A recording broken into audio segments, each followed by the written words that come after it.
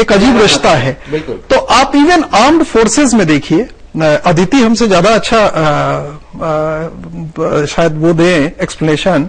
Armed forces में जो भी युवा होता है वही फाइटिंग पे जाता है, तो एक अजीब सा आइडियलिज्म होता है, और जब भी कोई चेंज आता है तो उसमें युवा शक्ति रहती ही रहती है। चलिए, तो युवाओं में आदर्श की तरफ झुकाव ज्यादा होता है, और जैसे जैसे आप उम्र में दूसरे पड़ावों की तरफ जाते हैं, फिर आप व्यवहारिक होने लगते हैं, और उस व्यवहारिक के साथ बहुत सारी चीजें जुड़ने लगती हैं। बद्री साहब, लेकिन ये कि क्या यूथ को अभी एक साथ एक थक्का देखा जा सकता है, या इसको अलग अलग इसमें भी सेग्रीगेट करना पड़ेगा कि वो किस शहर में रहता है, कस्बे में रहता है, और अगर ऐसा है तो फिर इन अलग अलग जगहों में अलग अलग सोशियो इकोनॉमिक कंडीशन में रहने वाले यूथ के लिए कौन सी चीजें होती हैं जो ट्रिगर का काम करती हैं? देखिए, यूथ को हम लोग एक होमोजेनियस कैटेगरी के रूप में नहीं देख सकते, क्योंकि अलग अलग जगह रहने वाले यूथ्स की अलग अलग जरूरतें होती हैं, और अलग अलग एटीट्यूड्स होते हैं, और अलग अलग वे ऑफ एक्सप्रेशन होता है। तो जैसे शहर में चूंकि आधुनिकता पहले आ गई थी, तो सेंस ऑफ इंडिपेंडेंस आ गया था उनमें, और उसके कारण इनिशिएटिव्स बहुत आने लगे, और सोशल मूवमेंट्स से हमारे NGO movements, civil society movements, media, ये सब आकर के, और बाजार, एक ग्लोबलाइजेशन, एक एक्सपोजर ने उनको एक बड़ा स्पोर्ट दिया एस्पिरेशंस का। लेकिन गांवों में अभी उनकी लड़ाई छोटी है, रोजगार की लड़ाई है, नौकरी की लड़ाई है, छोटे छोटे रोज रोज के दुखों की लड़ाई है, और उसके खिलाफ वो लड़ते हैं। लेकिन दोनों जगह लड़ाई है, और दोनों जगह एक भाव है कि हमें बदलना है स्थिति को, और बदलने वाला कौन होगा? वह जो युवा है, क्योंकि युवा अपने आप में होमोजेनियस आई सोशल कैटेगरी नहीं है, लेकिन उनमें भाव की जो एकता है वो सब जगह देखी जा सकती है। वो जो अभी कोई कह रहा था कि हर जगह उनमें एक आइडियलिज्म होता है, और गांवों में चूंकि मैंने कहा ना कि परंपरा का जो डोमिनेंस था वो टूटा है, उसके कारण उनका इनिशिएटिव बढ़ा है, और शहरों में जो उनका इनिशिएटिव बढ़ा है वो इंडिपेंडेंट होने के कारण लगातार अपने घर बाहर जा रहे हैं, यूनिवर्सिटी जा रहे हैं, स्कूल जा रहे हैं, तो वो पूरी दुनिया हम चला रहे हैं, पूरी दुनिया हमारे आसपास चल रही है। और ये जो बोध है वो बहुत परिवर्तनकारी बोध है, और पहले जहां नेता युवा होते थे, अब वोटर युवा होने लगे हैं, यानी जनता युवा होने लगी है। पहले तो युवा कर्ज का नाम हम लोग सुनते थे, चंद्रशेखर रामधन, नेता तो बदले हमेशा ही हम देख रहे हैं युवा ही रहते हैं, लेकिन असल युवा हो रहे हैं, लेकिन नेता तो हमेशा ही युवा रहते हैं। नेताओं के लिए कोई क्वालिफिकेशन और कोई रिटायरमेंट की एज भी नहीं होती है, तो हम देख ही रहे हैं। लेकिन नया ये है कि वोटर युवा हैं, और युवा वोटर आगे बढ़ बढ़ के ज्यादा पार्टिसिपेशन उनका हमको समझ में आता है, चाहे वो आंदोलन के जरिए हो। अरविंद, ये बताएं कि जैसे अभी एक्सपोजर की बात बद्री कर रहे थे कि एक्सपोजर ज्यादा हुआ है, हर तरह से हुआ है, इंटरनेट का जो एक्सपोजर हुआ है, जो सोशल मीडिया का तमाम चैनल्स हैं, इन सब की वजह से। लेकिन फिर भी हम अभी अलग अलग करके देख सकते हैं गांव के और शहर के यूथ को। क्या हम आने वाले समय में ऐसा देखते हैं जो कि एस्पिरेशंस पूरे यूथ को, गांव के भी और शहर को भी एक साथ जोड़ेगा?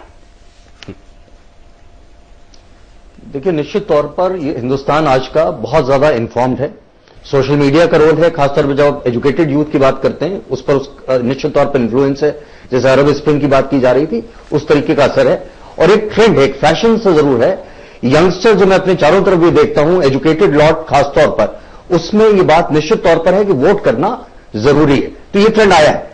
लेकिन जैसे जैसे आप रूरल एरिया में जा रहे हैं, वहां पर भी एक्सपोजर बढ़ा है। खासतौर पर जो हमारा मेन स्ट्रीम मीडिया है, उसने लगातार इन्फॉर्म किया है, और उसका असर दिखाई पड़ रहा है। लेकिन जो हमारे पुराने फैक्टर्स हैं, कास्ट के, कम्युनिटी के, वो पूरी तरीके से खत्म हो गए, ऐसा नहीं है। तो अभी भी मुझे लगता है कि यूथ बाकी हमारे सारे सोशल ग्रुप्स की तरह, महिलाओं की तरह, एल्डर्स की तरह, बिल्कुल उसी तरह उन तमाम लाइंस पर आज भी डिवाइडेड है। लेकिन निश्चित तौर पर, खासतौर पर एजुकेटेड यूथ में ये ट्रेंड जरूर दिखाई पड़ रहा है। और एजुकेटेड यूथ में ये जो पुरानी परंपराएं थी, कास्ट और कम्युनिटी का प्रेशर था, वो मुझे लग रहा है धीरे धीरे टूट रहा है, कम हो रहा है। हम ये सिर्फ उम्मीद कर सकते हैं कि ये ट्रेंड ग्रेजुअली रूरल एरिया में स्प्रेड करेगा। पूर्णिमा जी कुछ कहना चाह रही है, उनका रुख करें उससे पहले अदिति कमेंट है कि जो यूथ आइकन्स को इलेक्शन कमीशन ने एसोसिएट किया है कैंपेन करने के लिए, जॉन अब्राहम हो गए, आमिर खान हो गए, तो उससे भी थोड़ा लोग मोटिवेट तो हुए ही हैं। लेकिन सबसे बड़ी वो क्या चीज है, वो जो आप कह रही हैं अदिति जी, जब आप कहती हैं कि उन्होंने ये कहा कि अगर आप वोट नहीं देते तो ये कूल नहीं है, वो जो ऐसा इशारा करके यू जनरेशन खुद को कहती है, वो या तो जो बिंदास कहलाती है खुद को, या फिर वो रेबल देखा जाना पसंद करती है। वो सिस्टम की किसी प्रोविजन में पार्टिसिपेट करे और अपना बिंदासपना एक तरफ रख के वोट डालने जाए और उसको कूल समझे, इसके लिए सबसे बड़ा फैक्टर कौन सा है जो जिम्मेदार है? देखिए, एक फैक्टर तो नहीं है, लेकिन जो गांव में परिवर्तन आ रहा है और जो शहरों में आ रहा है, उसका सबसे बड़ा कंट्रीब्यूटरी फैक्टर मेरे ख्याल से ये है कि लड़कियां धीरे धीरे बहुत ही एक अप्रत्यक्ष तरीके से अपने आप को एक्सप्रेस करने की कोशिश कर रही हैं, और मेरे ख्याल से ये जो पूरा परिवर्तन आ रहा है जो हम देख रहे हैं, वो उसकी लगाम लड़कियों के हाथ में है। अब ये बड़ा एक कंट्रोवर्शियल सी चीज मैं बोल रही हूं, लेकिन जो हम आसपास अपने आसपास देखते हैं, उससे यही लगता है कि इस पूरे एक तरह से सोसाइटी में जो टेंशन है, वो लड़कियां लीड कर रही हैं। क्या लड़कियों की वजह से, युवाओं में भी क्या लड़कियां हैं जिनकी वजह से ये चेंज देखने को मिल रहा है? क्या उनका पार्टिसिपेशन दूसरों से ज्यादा है? यहां एक ब्रेक के लिए रुकेंगे, आगे ये भी समझेंगे कि वो अहम टूल क्या है और क्या वो हर किसी के लिए एप्लीकेबल है, हर तरह के यूथ के लिए जिसको चेंज का वेक्टर कहा जा रहा है। इस पर एक छोटे से ब्रेक के बाद